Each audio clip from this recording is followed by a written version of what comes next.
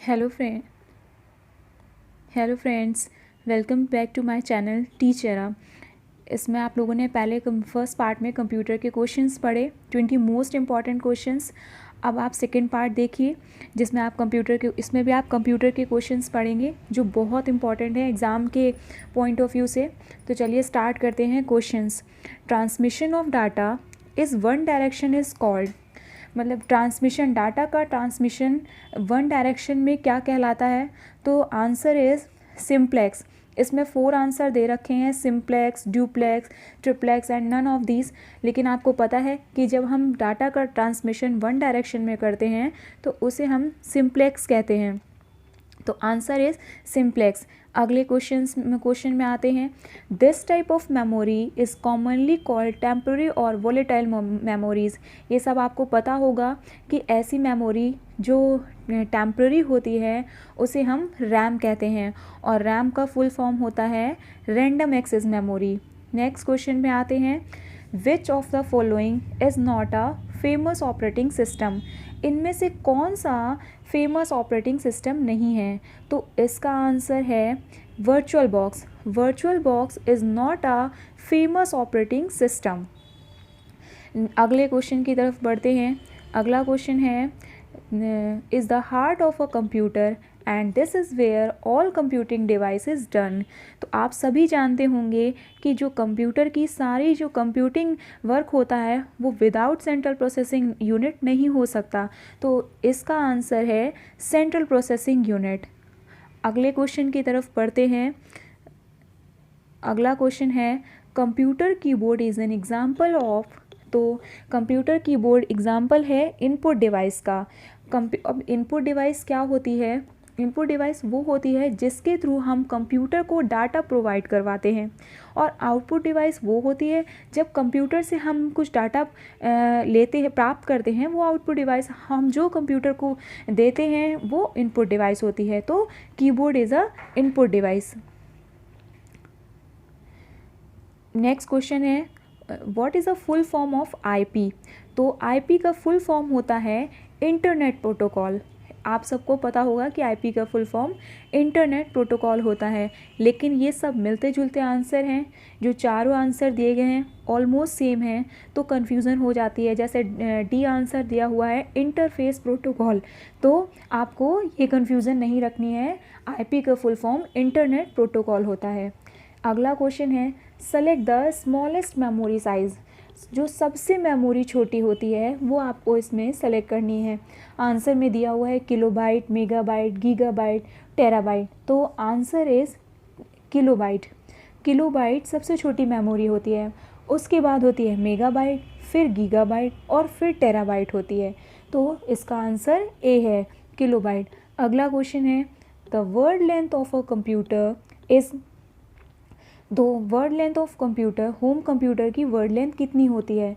तो आपको मालूम होगा कि होम कंप्यूटर की वर्ड लेंथ 8 बिट्स होती है। तो अगले क्वेश्चन की तरफ बढ़ते हैं। नेक्स्ट क्वेश्चन है, the first commercially available computer is. पहला कॉमर्शियली अवेलेबल कंप्यूटर, पहला जो हमको कार्यालय ऑफिस वर्क के लिए पहला जो कंप्यूटर प्रोवाइड करवाया गया था वो है यूनिवैक। तो द आंसर इज़ यूनिवैक। अगले क्वेश्चन की तरफ बढ़ते हैं। The micro processor was introduced in. जो माइक्रो प्रोसेसर है वो कब, किस जनरेशन में इंट्रोड्यूस किया गया था? तो answer is 4th generation. Micro computer 4th generation में इंट्रोड्यूस किया गया था। अगले क्वेश्चन की तरफ बढ़ते हैं।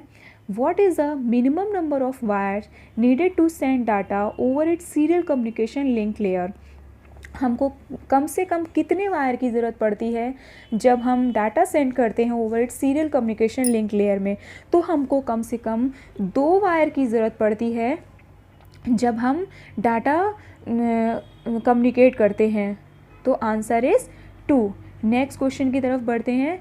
Which data communication method is use to send data over a serial communication link?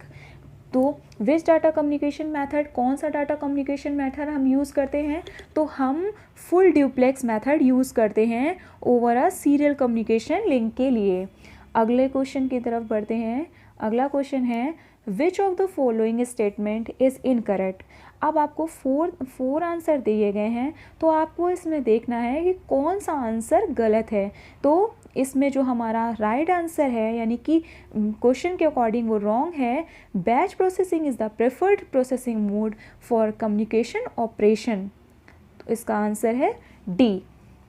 Next question की तरफ बढ़ते हैं। The interactive transmission of data with in a time sharing system may be suited in the interactive transmission of data within a time sharing system may be suited in half duplex line. तो answer is B.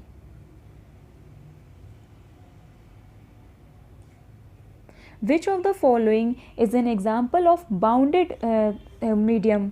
तो bounded medium का कौन सा example है?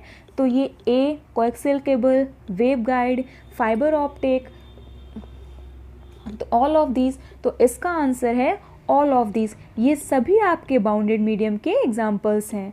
अगला question है teleprinter की what is teleprinter. Teleprinter क्या है? तो the answer is C, have a printer for output and a keyboard for input. और टेलीप्रिंटर का आंसर है सी। अगला क्वेश्चन है coaxial cable has conductor with, मतलब कोएक्सियल केबल जो होती है ऐसे एग्जाम्पल ऑफ, मतलब coaxial cable has conductor with, तो इसका आंसर है अ कॉमन एक्सिस। अगला क्वेश्चन है the area of coverage of a satellite radio beam is called.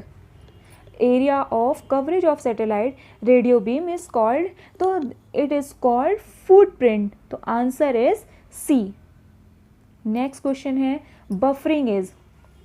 Buffering is the process of the temporary storing the data to allow for a small variation in device speed. तो the right answer is A. Next question है the amount of uncertainty in a system of symbol is called. The मतलब अनिश्चितता, amount की जो uncertainty होती है system में, उसके सिंबल को क्या कहा जाता है? तो हम उसको कहते हैं एंट्रोपी। तो the right answer is entropy. तो आज के क्वेश्चन यहीं ख़त्म होते हैं। और गाइस, अगर आपको मेरे क्वेश्चंस अच्छे लगे, आपको बेनिफिशियल लगे, तो प्लीज़ मेरे चैनल को लाइक और सब्सक्राइब करिए और जितना हो सके उतना शेयर करिए। Thank you.